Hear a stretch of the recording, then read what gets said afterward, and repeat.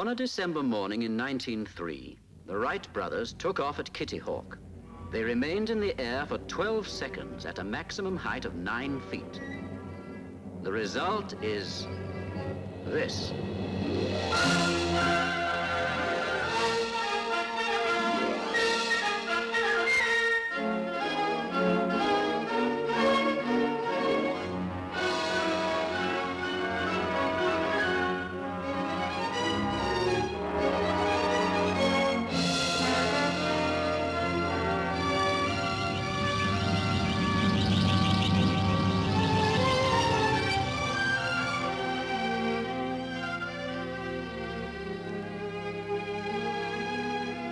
This world of air travel, now at everybody's doorstep, has been created in 50 years or less. A world of flashing propellers, shimmering jet streams, gleaming shapes. A world so exciting that it's sometimes hard to get it in focus.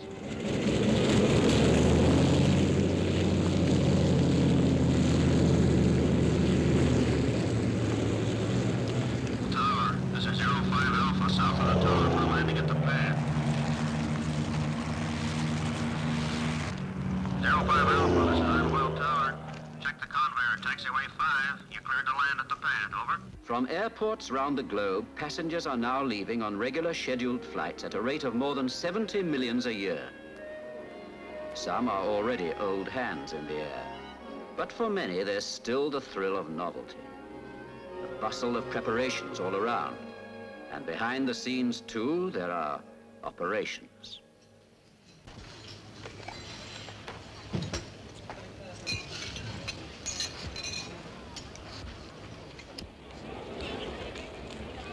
Who's traveling today?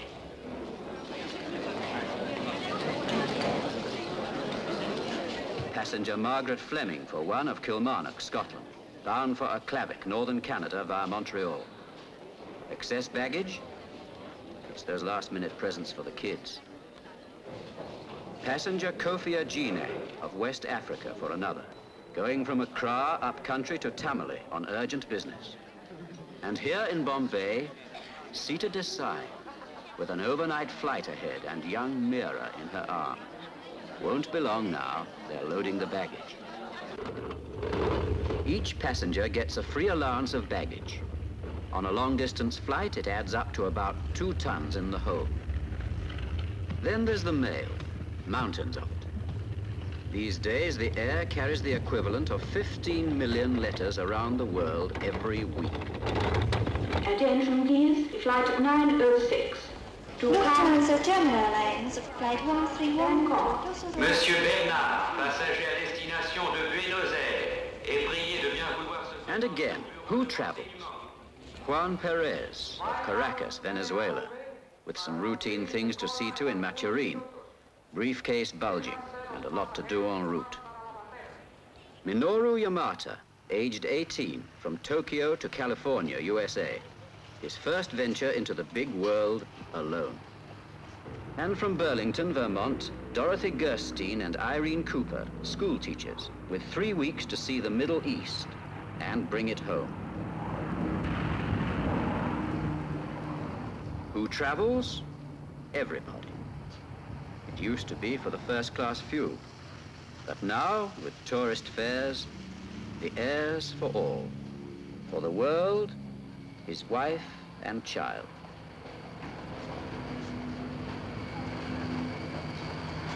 And sometimes even his goose. Goodbye, good trip, and happy landings. This is the captain speaking to you from the flight deck. We're about to take off now. Fasten your lap straps, please. And no smoking till we're airborne. Thank you.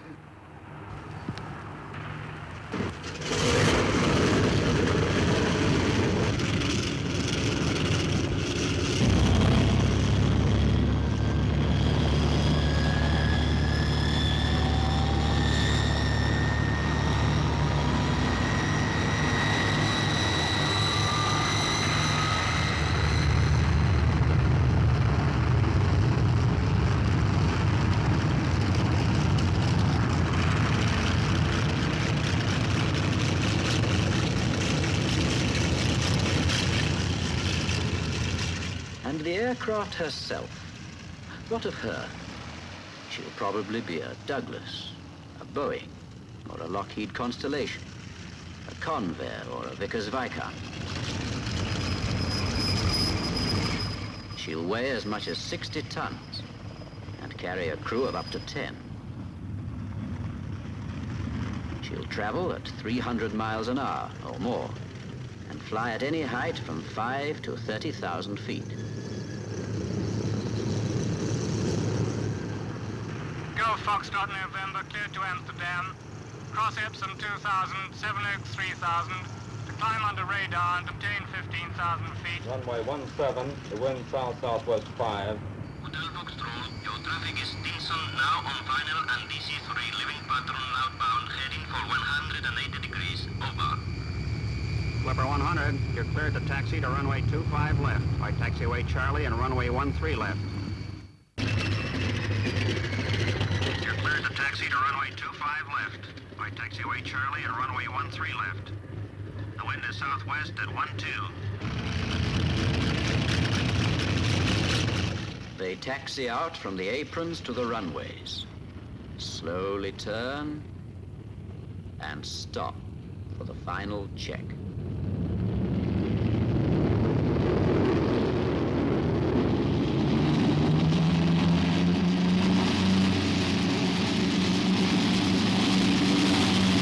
Before takeoff check, please. Auto feathering. Arm green light on. Alternators. Reset on, boat is normal. Propeller pitch. Fully fine. Mixture control. Auto rich lock on. Fuel valves. Check tank to engine. Booster pump. On normal. Generators. All on. Ignition switches. Check down both. Controls and trim tabs. Controls are free. Engines ready for takeoff. Ready for takeoff. Ready for takeoff, sir. Stand by for takeoff.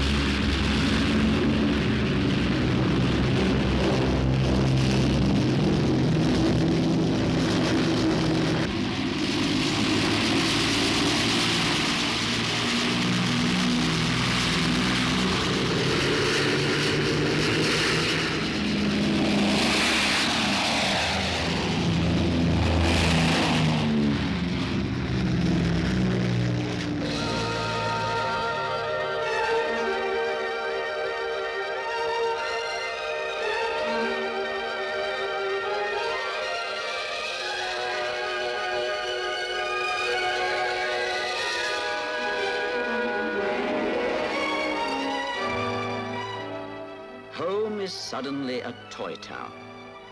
It may be Miami or Beirut you leave behind. It may be Cairo or Sydney, or the grandeur of Rome or Rio that's dwindling into space beneath you as you climb.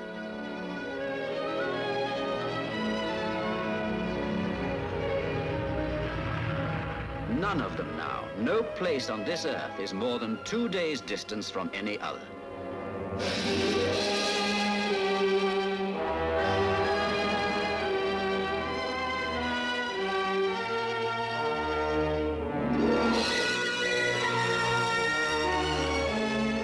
The engines settle to their cruising note. The galley gets down to work. How to keep people occupied through a long, smooth, steady flight across the blue dome of the sky. Books and magazines, of course. Route maps and picture postcards for the aunt you forgot to say goodbye to. How to keep people occupied? This is one way that never fails.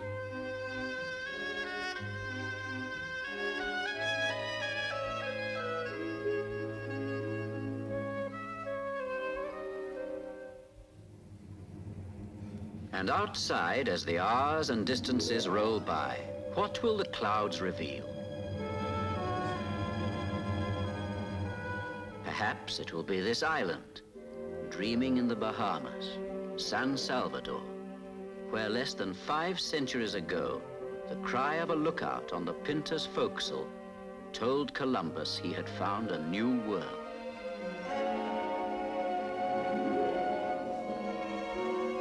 Perhaps it will be these wild shores of Newfoundland, where the long ships of Leif Erikson scudded through the storms on their way to Vinland.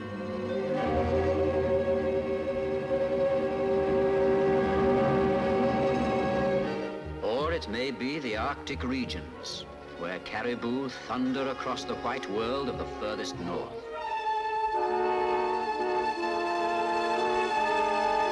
Or you may glimpse these gleaming snakes of water gliding through the eastern jungles. Mekong, Chindwin, Brahmaputra, Irrawaddy.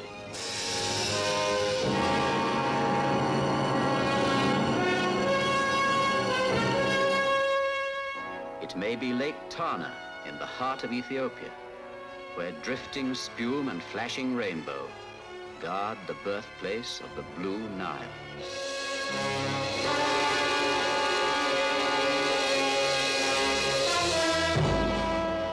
Or you may look down into the tremendous mouth of Popocatépetl, towering 18,000 feet above the sea, crater within crater.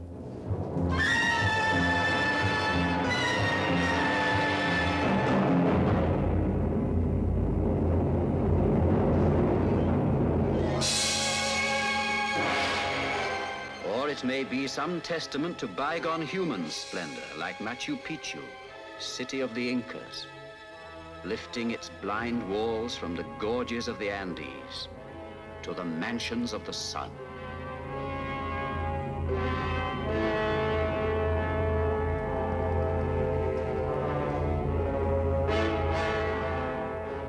Or yet again, your path across the sky may lead you through the very summits of the world.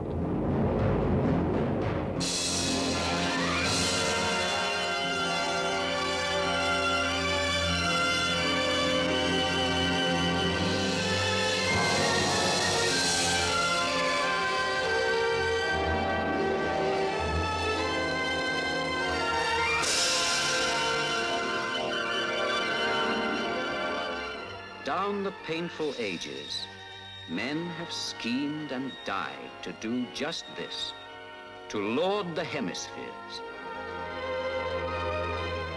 What has brought us now this sudden, swift success? The genius of the peoples, all of them. But as much as the brilliance of the scientists and the daring of the pioneers, it's been the patience of the organizers. Patience and collaboration. This is a body of which little is heard, IATA, the International Air Transport Association. Its present Director General is Sir William Hildred of Great Britain. IATA's members are the international airlines, about 75 of them all told. They inherited a world of regulations made for caravans and wagon trains and sailing ships. Progressively, they've freed the sky from this archaic outlook, hammered out a common order, common codes and standards. Argument, competition, cut and thrust. But out of it all, the air has emerged as an outstanding instance of international good sense. Look beyond the conference room at how it works in practice. Look, for example, at this aircraft, approaching the shores of the Levant. They've just 3 weeks, remember, to see the Middle East. 3 weeks, and so much to see. Let's not go here, let's go there instead. But what about the tickets? Can we change them?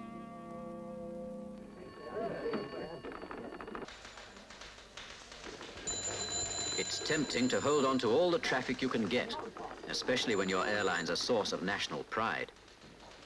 But the logic of a world moving at 300 miles an hour is a system that gives as much freedom of movement as the sky itself. Freedom to change plans in mid-air, shift from one line to another. The result? A universal agreement to make tickets interchangeable.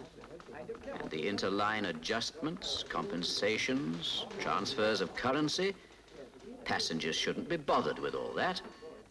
And besides, that's what accountants are for. Or this aircraft, crossing northern Venezuela from Caracas to Maturin. He set out with a lot to do en route. Export-import business, forms to fill in, cargoes to move, and buyers waiting for them. And just as one ticket takes a passenger around the world, so one airway bill will take a piece of freight to anywhere. And what do the freighters haul? The faithful, plodding cargo planes you don't hear much about. Almost anything these days, from isotopes and oysters to machines and magazines. Some lines carry more animals than human beings, and there's always the heavy stuff. There's a brisk movement of nylon stockings over the Atlantic, of sausage skins from Iran to the stockyards of Chicago. They say air cargo's in its infancy, but you can see the scale it's moving into.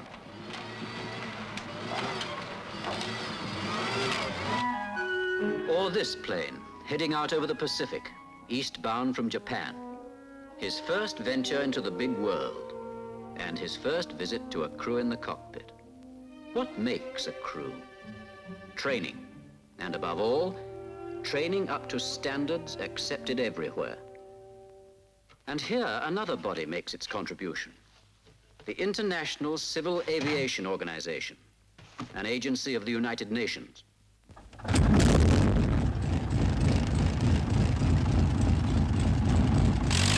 Concerned with the intergovernmental aspects of flying, one of ICAO's functions is to provide technical assistance to countries becoming air-minded. Where safety is concerned, nationalism has no place. In training for airline work, you've got to make sure that a Mexican pilot can land an American plane under instructions from an Indian controller using Dutch radio equipment.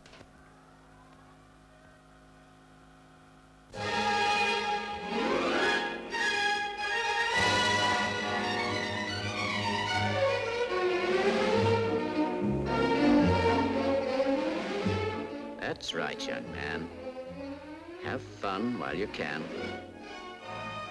Soon you'll be under the cold eye of a tight-lipped airline captain who doesn't believe in giving passengers ground for complaint.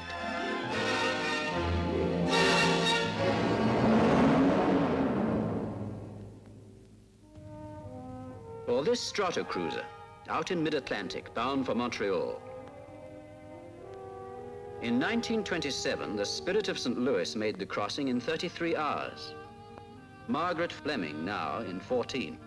But Lindbergh didn't have the international support behind him that she does today. There are 21 of these ships maintaining 9 weather stations in the North Atlantic. They fly the flags of different nations, but they're all doing the same job. Finding out for the aircraft passing overhead what the weather's going to do.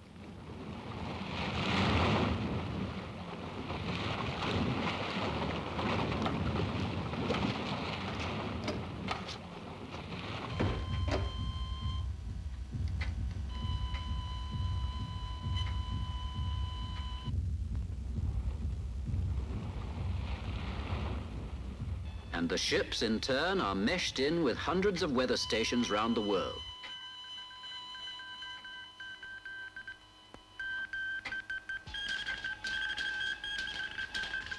It never stops. Observations recorded round the clock over land and sea, transmitted halfway across the globe, assessed, interpreted, collated through half a dozen languages, and passed back to where they're needed, in the cockpit. Athènes, Beyrouth. Ciel nuageux 4 à 6 huitièmes par strato. QEQ, base 2500 pieds, sommet 18 000 pieds. Localement, cumulonimbus, sommet 30 000 pieds avec risque orage. Or again, this aircraft, heading up country from Accra over the hot hills of Africa. Going to Tamale on urgent business. Half an hour yet. Those engines out there, keep it up. A few minutes might make all the difference. Standards again. For behind the steady note of all the engines flying in all the aircraft, there's a common code of maintenance. Visual checks, terminal transit checks, rated checks, and after every 1,400 hours or so in the air, complete strip down and overhaul. to the inmost innards of the plane, nothing left unexamined.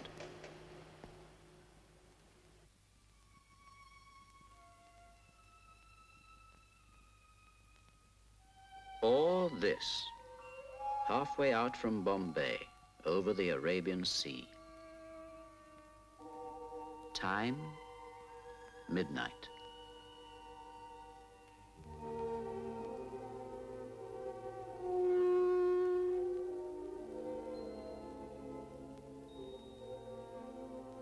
Sleep well, Mira, in your cradle in the sky. Up ahead, there are men on the flight deck, listening to the unseen, sounding beacons of the dark, charting your pathway through the stars.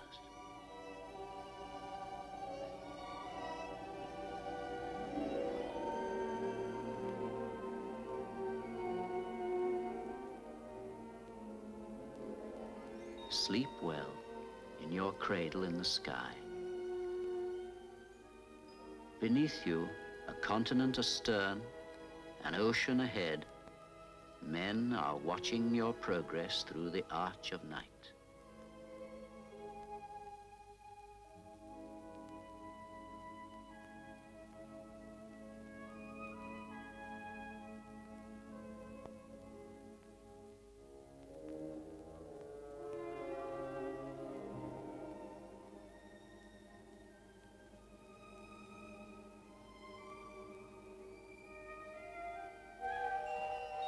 Up there, 4 miles above the turning earth, you're not alone.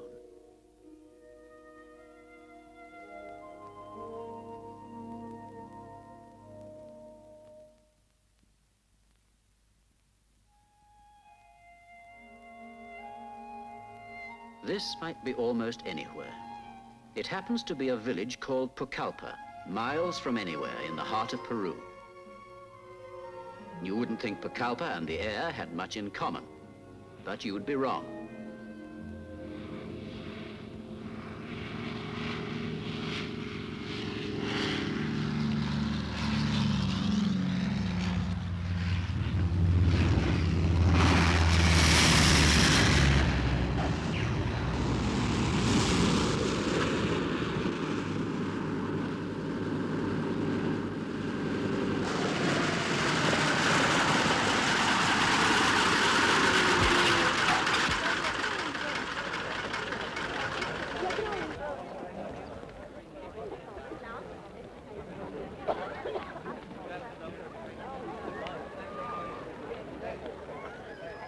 Three times a week, the plane brings in the mail and papers, humps the groceries and hardware, doesn't forget old Manuel's medicine.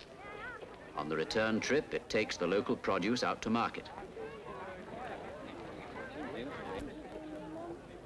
And these days, Pucallpa's typical.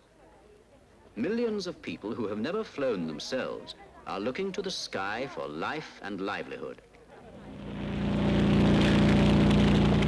Move to Brussels, London, or New York and see the same thing, only more so. Over the big cities, just as in the far-off outback, people are taking the air for granted, using it to commute to the office, keep an urgent business date. And this alone poses one of the biggest problems for the future, for the air is filling up, getting crowded, almost like the roads. Here's one way they're tackling the problem: a traffic school of the sky. Indianapolis, ATC, this is Eastern 747. The operators are feeding information on the speed and direction of imaginary planes to a central plotting room. ATC, this is Eastern 747 over Maxwell intersection at 25, 10,000. Estimate Indianapolis at 33. Request change of flight plan to land at Indianapolis. Over. The plotters sort out the approaching aircraft. One receives instructions to stack and circle. Another is given the green light to come in and land.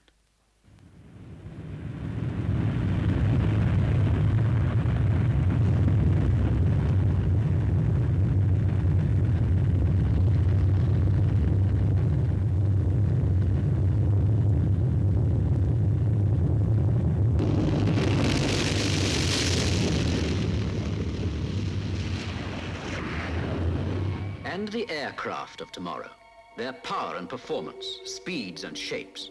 What does the future hold for them?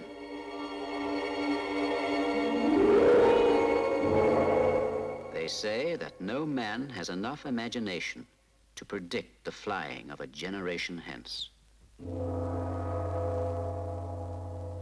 But ideas are on the wing. Vertical takeoff, one way of freeing aircraft from the weight of landing gear, of abolishing the runway altogether.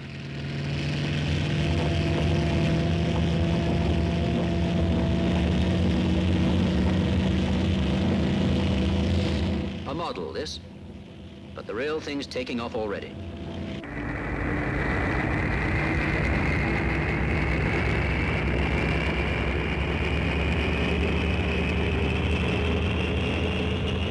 Direct lift, then forward, perhaps faster than the spin of the Earth. For real as well are speeds of over 1,000 miles an hour.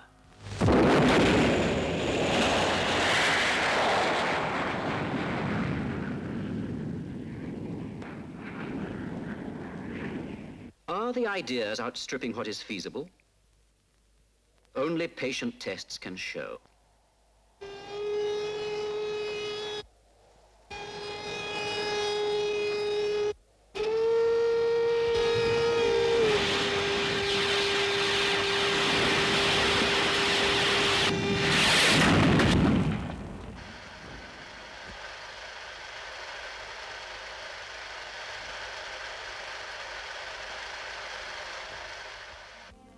Leave France after breakfast? Arrive in America before dawn? Not yet, perhaps. But the aircraft of the next few years will take a long step forward. Some are in production, others in the air right now. From America, the Boeing 707. From Britain, the sleek new Comet 4.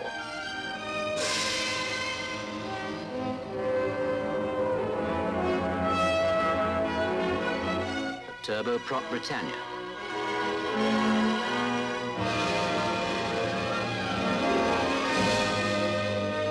And again from America, the graceful DC-7C.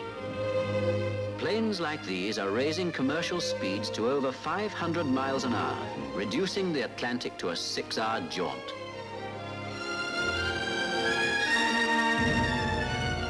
And down below, the airports extend and multiply their concrete networks.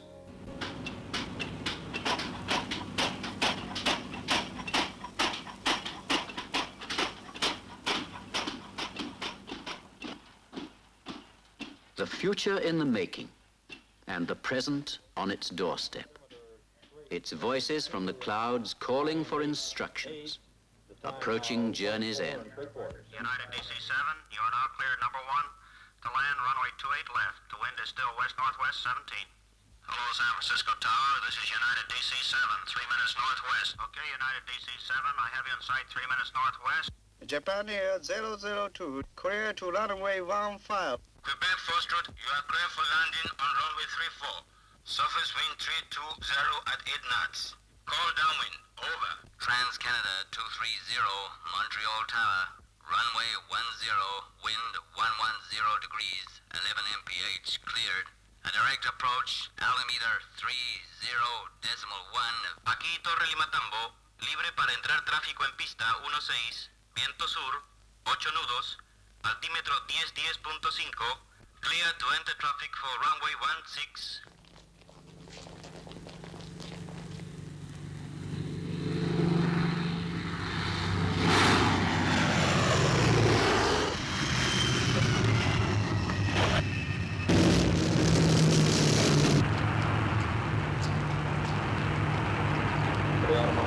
A few hours back, they were taking off from all the airports everywhere. They've leveled the mountains, telescoped the oceans, shriveled the prairies and the deserts. Now, one every 5 seconds, they're coming in.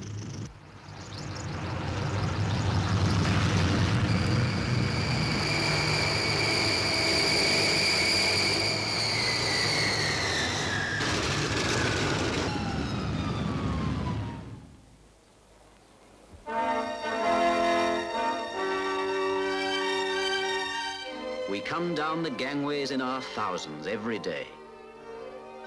And whatever we've come here to do, to buy some cattle maybe, or to pay a family visit, to sign a contract, seal a treaty, leave no avenue unexplored, to make a picture or to win some prizes, or perhaps to see an old man for the first time. The air is ours to serve our purposes.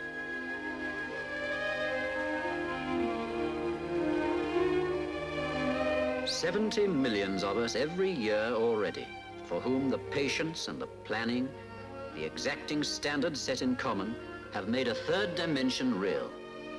To whom, for the first time, or the 100th, the clouds have sung their song of wonder.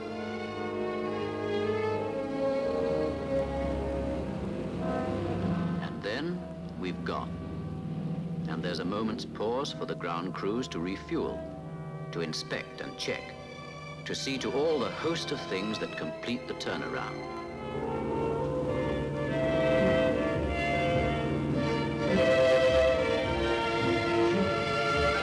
In the air, it's been a day like any other.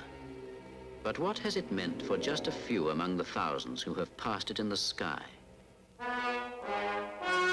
It has taken Kilmarnock halfway to the Arctic Ocean. It has brought Caracas to Maturin, made a man's business easier, fulfilled his promise to deliver. It has sent Accra to Tamale, and in the sending, saved just one more life.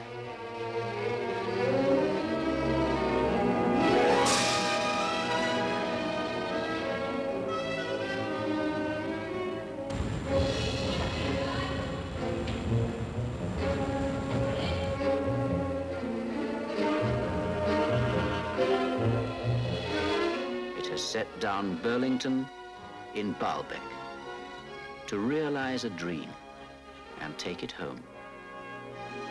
It has put Tokyo on the threshold of San Francisco, opened a horizon wider than the oceans.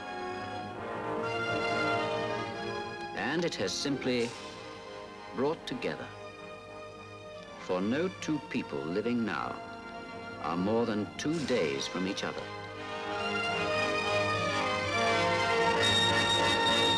And who knows how soon the time may come when it will be 2 hours.